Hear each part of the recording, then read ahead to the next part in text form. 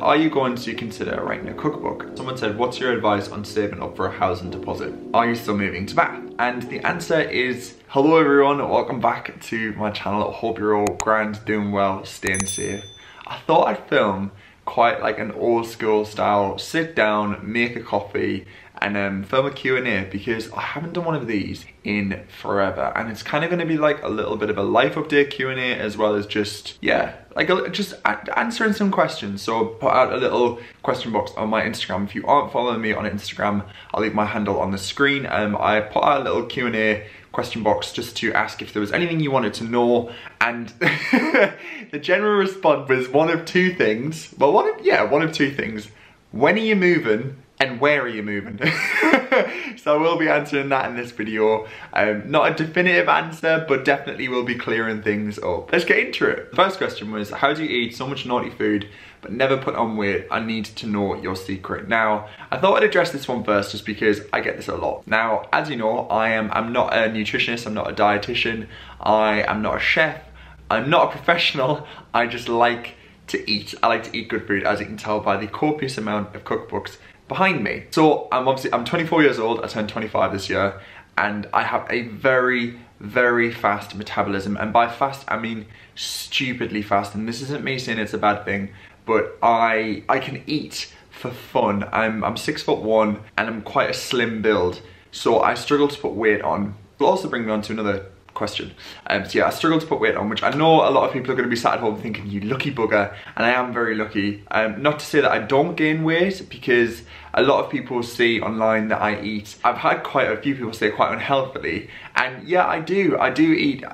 I'd say I eat balanced. I balance things out between sweet and savoury treats and healthy meals. Pretty much I'd say 90% of what we eat is home cooked. Really from scratch. We're talking no sauce, jar sauces of like pasta and stuff, which is nothing wrong with them.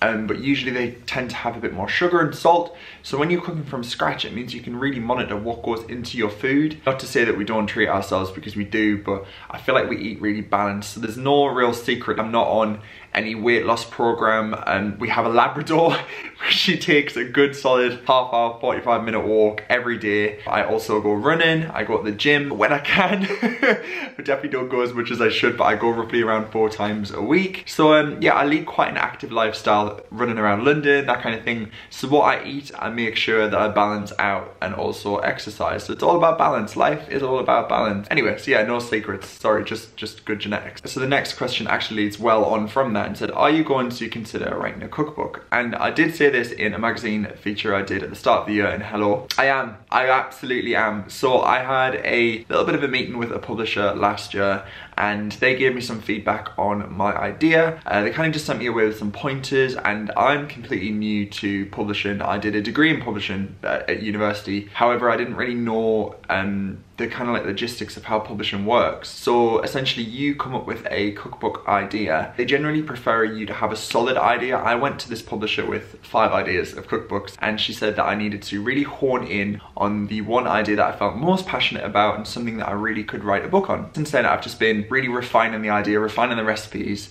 So I have a little folder on my computer that has all of the recipes that I've ever like cooked, or inspiration from other recipes that I've tweaked and changed and developed myself. Family recipes. The wheels are turning, guys. Writing a cookbook is no easy task, because you're putting your name to a book, as so many people on these books behind me have done. The recipes have to be tested, the recipes have to work, and they have to be good.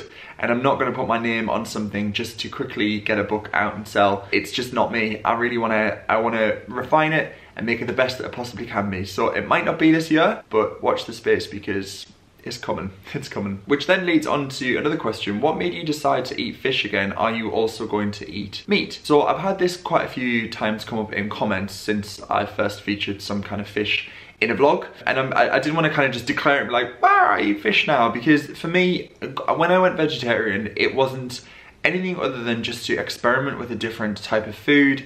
Obviously there are ethical benefits and environmental benefits. I didn't really feel like it was necessary to make a video on it. However, around October time last year, I was actually quite ill. I was losing a lot of weight, and I was really struggling with energy levels, and my body felt like it was shutting down. My nails are really brittle, my skin was just really dull. and I was taking all of the vitamins. I was eating as well as I could, and I was also feeling really lightheaded. There were some other health things that I won't go into, but I was quite scared. So I went to the doctor, and they took some blood samples, and they basically said that I was deficient in certain nutrients that were quite common in meat products. And I said, how is that possible? Because I take all of my supplements. I take B12, B3, all of the essential nutrients. He said sometimes being vegetarian / vegan just doesn't work for certain body types, no matter how much you really supplement with, you know, nutrients. And at that point, it was just kind of a bit of a wake-up call for me that maybe I could just balance it out with just eating some fish, because fish for me was, I love fish. I absolutely adore fish. It's my favorite food. And obviously when you're vegetarian, vegan, you don't eat fish. So I just thought, why don't I maybe treat myself that when we go out for a meal, I haven't bought fish to cook at home. Zara doesn't like fish. So yeah, I thought maybe when I'm out and there's a really beautiful piece of fish on a menu that I'd like to eat, why don't I just treat myself? I hate kind of putting a label on things. I hate labels in general. I just eat vegetarian, vegan at home, and when I'm out and about, if I see some fish that I like, I'm gonna eat it. So yeah, that's it. And I know that's not gonna resonate with everyone, but that's just where I'm currently at. And I'm feeling so much better. I feel like I look more alive. So let's get into the questions that I can pretty much guarantee while you're watching this video. Let's talk house. Let's talk moving. Quite a few of the same questions, so I'm gonna try and categorize them. But the first thing was, hi, when do you start planning house hunting, exciting times? What part of the country are you moving to? Are you looking for houses yet? How close are you both to finding a house? Will it be in London? That kind of thing. So if you've been watching my channel for a while, you'll know at pretty much the start of the pandemic in 2020, me and Zara decided that we wanted to get on the property ladder. We obviously have been renting pretty much since we moved to London 6 years ago now. We just felt like the time was right. So we decided to sit down and really think about how much money we needed to save to get onto the property ladder and where we'd like to move. Obviously this was amongst a pandemic when London felt, you know, like didn't feel like London. I'll link all of the videos I've done down below where we've talked about how much money we've saved, how we've saved, where we're moving to. Now the first video I filmed was nearly 2 years ago. And as you know, a lot can happen and change in 2 years. So to answer the questions, we are still buying a house. Yes, we are. That is the goal, that is the plan. However, if you are up to date with current property value, property market, the financial, should we just say, storm that is happening globally, not only just in England, everything is going up. And we're not just talking a little bit, a lot. Energy prices are going up. Our student loan payments have gone up. Our rent, our landlord has decided to increase our rent. Yeah. So everything seems to be going that way. So as you might have saw a couple of vlogs back, Zara's has actually got a new job, which is brilliant. So everything seems to be happening, which is fab. I've filed my 2 returns, which is why we had to wait 2 years. So I'm self-employed, so I had to do 2 tax returns, which just gave me my average income and projected income, which means that I can apply for a mortgage. So we're in a really good position. However, the property market is ludicrous at the moment. Like, it's beyond crazy. Houses are going for so much more than what they're currently worth. Back in 2020, houses were, you know, kind of just steadily plodding along. Then the government introduced a stamp duty holiday, which meant you didn't have to pay, if you aren't from England, essentially more tax on buying a property. The stamp duty is now back. So we have spoken to a financial advisor to figure out how much money we can borrow with a deposit of what we've already got and where that kind of puts us. So the financial advisor gave us a rough figure that I'm not going to go too much into, just because I will come into that when it comes to looking for houses later on in the year. But we now have a figure of what we are probably more than likely going to be accepted for on a mortgage, and we are in a position now where we just need to keep our heads down and carry on saving, because we are going to continue our tenancy in this flat up until the end of summer. So that's around September time. And then hopefully by then things will kind of just leveled out. We are hoping that there will be a correction in price of certain properties and that we may be able to buy this year, fingers crossed. We've both said we don't want to pay over the odds for something. We don't want to get a larger mortgage than necessary. We really don't want to buy a property that 2 years ago was worth 350,000 that now is worth £500,000, because that to us wasn't the idea of buying a property. We wanted to buy something to renovate and add value to, and to build a portfolio. That's what Zara works in, and that's what I'd love to also do. A couple of questions were asking, are you still moving to Bath? And the answer is no. Or at least I don't think so. So obviously as COVID is kind of, you know, we're just learning to live with it now. Zara's changed jobs and her office require her to be in more. So we sat down and we looked into how much Bath would be to commute into London. Because of what we both do, we feel like we have to kind of be here with our age at the moment, just to build on what we've already kind of created for the past 2 or 3 years in our careers. And we feel like we need to be within commutable distance to London. Now, Zara more so than me, but we are in this together, so we compromise and we work it out between the two of us. And we've kind of thought Bath is just that little bit too far for Zara to travel every single day. Not to say that she will be forever, but currently she's needing to be in London 5 days a week. Not for full days, but that would cost quite a lot of money and also time, and obviously time is very precious. So we kind of moved the house search and house considerations more within sub 1 hour to London. Now we actually did look at some properties in London, some maisonettes, which are kind of like ground floor flats with gardens, and they're lovely too, they're really, really nice. But both Zara and I have kind of said that we are in the mood for a bit of a change and just a change of scenery, and prices in London have skyrocketed because people are coming back to the city as the city has reopened and companies are requiring people to come back to work in person. So the London property market has skyrocketed as well. So that's kind of put us in a really tricky position. Obviously we have Maggie and we feel she deserves space. This flat is so spacious, but obviously it doesn't have its own private garden. So we'd really love for Maggie to have a garden and just have space to roam because she deserves it. So yeah, probably more than likely not going to be, you know, slap bang in the middle of London, more towards the outskirts, the suburbs, but still within a commutable distance to London. Ideally under an hour, that's what we'd love. So I hope that answers the question. Can't say hopefully more than enough. Fingers crossed we will be in a property in autumn, winter time this year. That's the plan. Someone's asked, do you have another job or are YouTube and Instagram your full-time job? Yes, they are. This is my full-time job, and I said this in a podcast recently, I'll link that down below if you guys would like to listen. I thank my lucky stars every single day that I wake up, not only that I'm alive and healthy and well, but that I can turn a camera on or connect with an audience and call it my job. And I know a lot of people say this online, but the gratitude I can't verbally express, but just physically express to you guys for tuning in at home and also supporting on Instagram, supporting the brands that I work with, supporting the content that I get to create.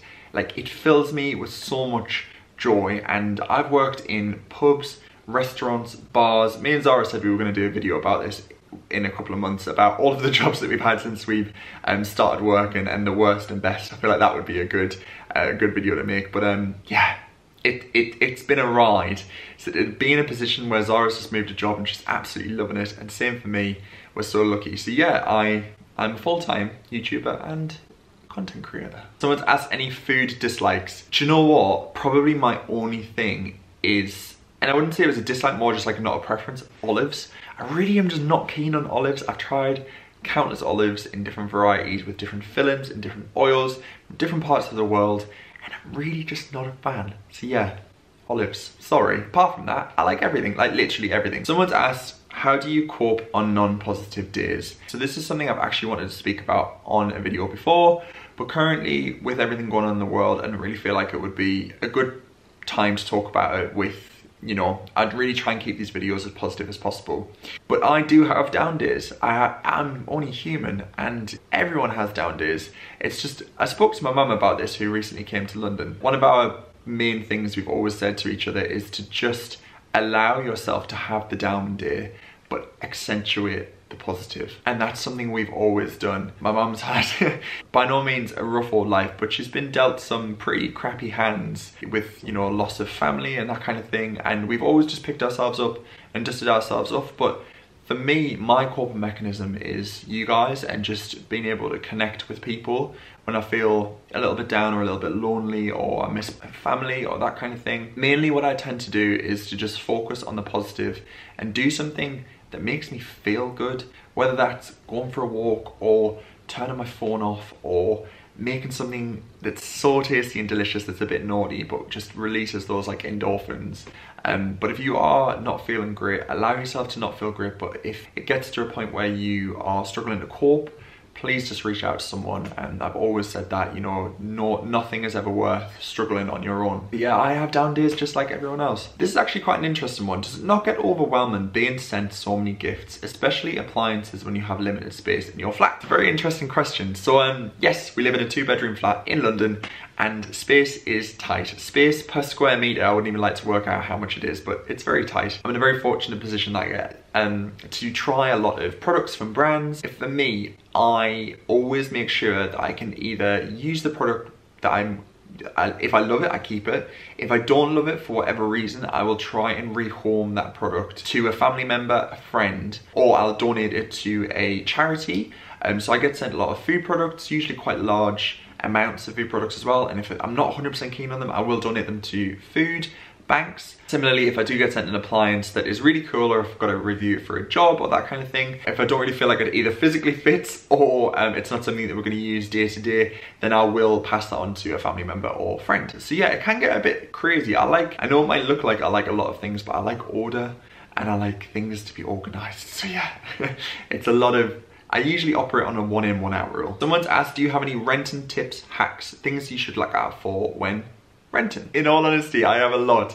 I'll link some videos down below of some previous videos I've filmed. If I'm going to be perfectly honest, and this is going to be something that I think a lot of people, if you're maybe looking to rent or to move, think about your budget, go under what your maximum budget is. And I'm going to use a little personal anecdote here, but when we'd first graduated university, we were paying, I think we were paying £650 a month for a 3-bed flat share in Brixton. It was me, Zara, and another girl who I used to live with, and the flat was great, it was fantastic. However, as we'd graduated, me and Zara said that we just wanted it to be a 2-bed just for us, because the third girl who we lived with actually had another year of university left, so she went to move elsewhere. We'd said our budget was maximum, the very maximum, £1,500 a month. So that would have worked out around £750 each, excluding bills. We contacted estate agents in our area in abundance, and every single estate agent said you aren't going to get a 2-bedroom flat for £1,500 given the current market in 2019 when we were looking, which was so disheartening for us as students who just graduated. We weren't earning a lot of money at all. I was doing this and I had a much smaller audience then, so you know, money was really tight. Money was incredibly tight, and we'd upped our budget to £1,600 a month. But then estate agents were saying, well, if you can do 1.6, surely you can do 1.7, 1.8, and we kind of got sucked into this rental market of it was just craziness. It was absolutely crazy. So me and Zara just sat one day and just thought, this is madness. So know your budget. Definitely stipulate in your contract if there's anything you want to change when you make your offer. So if you go and view a property, and if it's had a lot of interest, you might struggle with this, but if it's been on the market quite a while, like this flat was, it was originally on the market for £1,500. We offered £1,400 on the basis that we could also paint the entire flat and kind of make it our own, because it was just an empty magnolia shell. And the landlord was, yeah, he was good with that. So he was like, yeah, absolutely no problem. Signed the contract and we moved in 2 weeks later. So it moves really fast. Check areas and check with people who you work with. Ask, you know, where do they live? Where do their friends live? Because there might be certain areas that you'd never considered as well. I also think it's a really good idea just to check the structure of the property. And a lot of estate agents will try and hide these things from you. So if your property is furnished, maybe just have a look behind the sofas, check the floorboards, check the radiators, not that there's any like damp or leaks or anything like that, because, you know, that's always good to know. And finally, I thought this would be a good house one as well. Someone said, what's your advice on saving up for a housing deposit? As I've said, I have filmed a video previously where I said that we were saving £30,000 for a housing deposit. So if you haven't seen that, I'll link that down below. Obviously that has changed. We need slightly more than £30,000, so yeah. However, the tips that are in that video are still super useful, but I'll kind of summarize them again. Honestly, it goes without saying, especially given today's current financial climate, it doesn't come without sacrifice, and you have to know your priorities. Especially living in a city where if you're young, it might seem like all of your friends are going out and drinking and having fun, and not to say that we've missed out, but Zara and I have both sat in on days when all of our friends have been out and we've sat indoors, but we have travelled. I would say, very important to live and save. If you just save your whole income and you don't allow yourself any expenses at all, anything to make you happy, to release the endorphins, or just to keep you going. Personally, I think I would struggle with that. You might be different if you're watching this at home, but I would say budget your money the best that you possibly can do. Cut back where you can, think about ways that you can save, cancel direct debits if you aren't really using them, shop in budget supermarkets, and cook at home because that will save you so much money. Try and use public transport and cycling, things like that, opposed to car because petrol is so expensive at the minute. So just small things like that, but honestly, I would just say, set yourself a savings goal and do monthly check-ins with yourself. Are you on target? Is your target realistic? You know, we set ourselves a target of £30,000 to have that saved by the end of last year. We're there, we've saved it, which is brilliant. So we were so proud, and we were so proud of ourselves that it's kind of allowed us to have a little bit of a, not to take our foot off the gas, but just to allow ourselves, you know, we booked a trip to Milan. It was still a really budget trip, very much on a budget, but we allowed ourselves that almost as like a well done, but we're still saving. So allow yourself the treats. Set realistic budget. I sound a bit like a financial advisor here, I'm not. If your employer hasn't actually changed your pay, you're perfectly entitled to ask for a pay review in relation to everything else that's gone up. So if they haven't automatically increased your wages with the cost of living, then it might be actually worth asking if there is a chance for a pay review, because you never know, you might be given it. Also consider other revenue streams. Diversify your income. If you are an employee of a company and your only source of income is from your job, then maybe consider looking at other ways to earn money. You could look into selling some items in your home that you no longer use. Buying and selling is a great way. You look at stock investment and shares. If you are savvy with that kind of thing, it can actually be really beneficial. Obviously, you know, when you invest, your money can be at risk, so definitely look into that. There are a whole host. If you've got a hobby or a passion and you have some spare time, maybe look at monetizing it. You know, things like even online, you can do a whole host of things online. The world online is a crazy place. You can, if you've got a skill, you can pop on websites like, I think it's Fiverr, where you can hire freelance graphic designers, advertisers, illustrators, musicians. So if you've got a skill, pop yourself on those sites. Dog walking, a nanny, a babysitter, you know, there's ways to bring more money in to save more. So definitely consider those if you haven't already. I feel like that's pretty much everything that was asked. If I've missed anything that you feel like you want to ask, leave it in the comments down below, and I'm more than happy to get back to you guys. I love talking with you all, but yeah. The general overview is that we are still moving. More than likely, fingers crossed, going to be around the autumn time of this year. So yeah, it's very exciting. We're really looking forward to it, and we're just in a good place, a happy good place. So yeah, thank you so much for watching. I feel like this has been really rambly. I'm probably going to struggle editing this because I feel like I've covered a lot and talked a lot. But yeah, thank you so much for watching. Love to you all. Take care, and I'll catch you all very soon in a future video. Bye for now.